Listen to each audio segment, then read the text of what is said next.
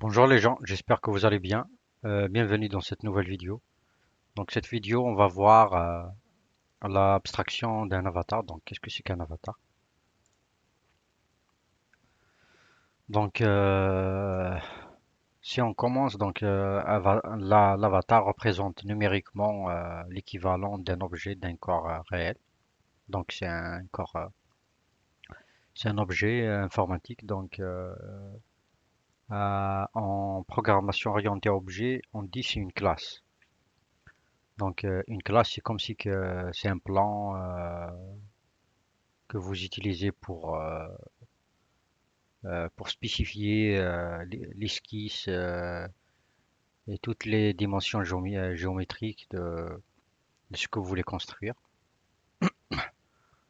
Ça contient, comme on avait dit sur des rappels sur Python, ça contient les données et les traitements sur ces données, donc dans la même entité, donc les attributs et les méthodes. Donc, une classe peut contenir aussi une autre classe, donc des objets. Donc, c'est le cas d'un avatar. Donc, il contient la dimension, donc une variable pour représenter la dimension.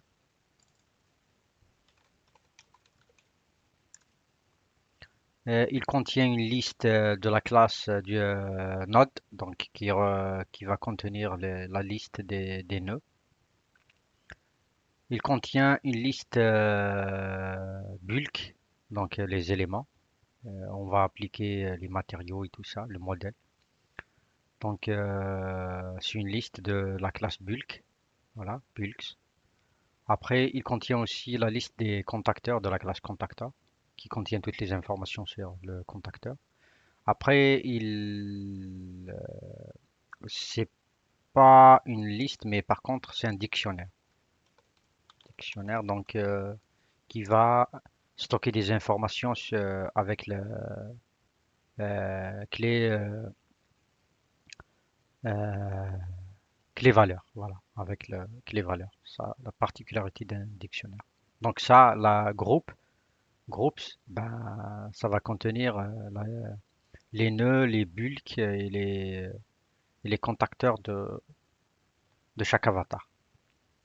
Voilà. Donc commençons par les nœuds. Donc les nœuds, la classe nœud, elle contient aussi des informations. Quelles sont les informations qu'elle stocke? Donc les numéros de chaque nœud, les coordonnées, ainsi que, voilà, si on avait appliqué des conditions initiales, des valeurs ou des conditions limites.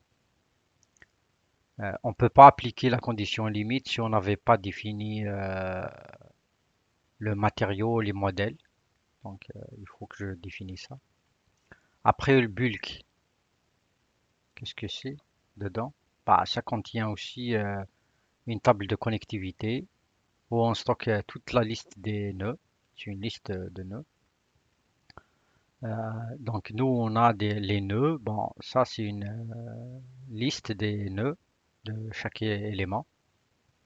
Bon, on l'appelle table de connectivité. Donc pour repérer les nœuds qui construisent l'élément. Donc chaque nœud, on va lui appliquer un matériau. Matériau aussi, bon, ça contient, c'est à vous de choisir. Donc il y a toute une liste de choix de votre matériau rigide, élastique, élastoplastique, pour et tout ça.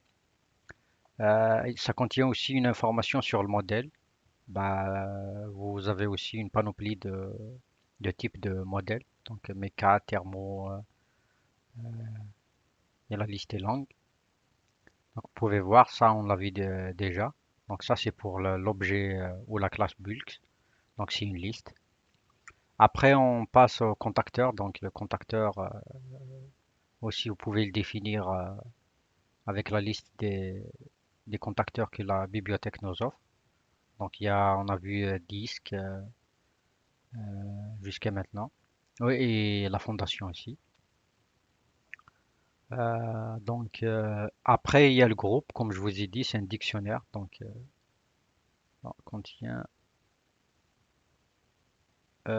lui, c'est un dictionnaire. Mais par contre, ils contiennent une liste. Voilà.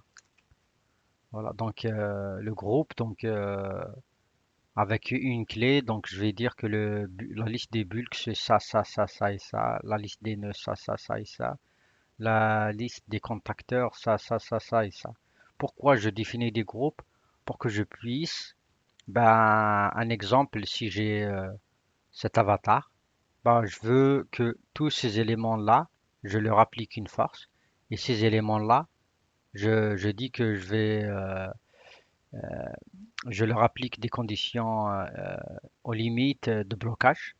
Ben, c'est grâce à ce groupe que je vais repérer ces éléments-là et ces éléments-là et ces éléments que je veux. Voilà. Donc, sinon, par défaut, si vous précisez pas ou vous créez pas un groupe, bah, le groupe all, il y a un groupe qui s'appelle all. C'est lui qui va s'appliquer donc sur tous les nœuds, sur toute la liste des bulles, sur tous les contacteurs. Voilà. Donc après, on passe à la représentation d'un avatar, donc représentation géométrique beaucoup plus.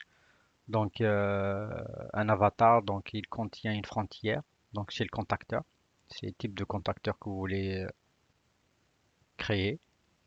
Après, il y a l'élément de discrétisation. Quel élément que vous voulez utiliser pour le représenter, pour lui appliquer le modèle et les conditions initiales et tout ça. Donc ça, c'est donc vous voyez un élément, il est repéré par la table de connectivité des nœuds. Voilà. Après, il y a aussi l'interaction. Vous définissez l'interaction. Ici, vous voyez ici que le corps, bah, ici c'est un corps maillé, donc c'est un déformable. Ici, c'est un corps rigide. Pourquoi je sais que c'est un corps rigide? Parce que le corps rigide, il est représenté seulement par un nœud, un seul nœud. Voilà. Donc, pour ce cours, je vous fais découvrir seulement, bah, c'est vraiment plus abstrait que ça. Mais voilà, pour que vous puissiez comprendre un petit peu qu'est-ce que c'est qu'un avatar et comment on le construit. Donc, la prochaine vidéo, c'est de utiliser toutes les fonctionnalités pour construire un avatar vite. Ben, je vous donne rendez-vous donc pour une nouvelle vidéo. Je vous remercie.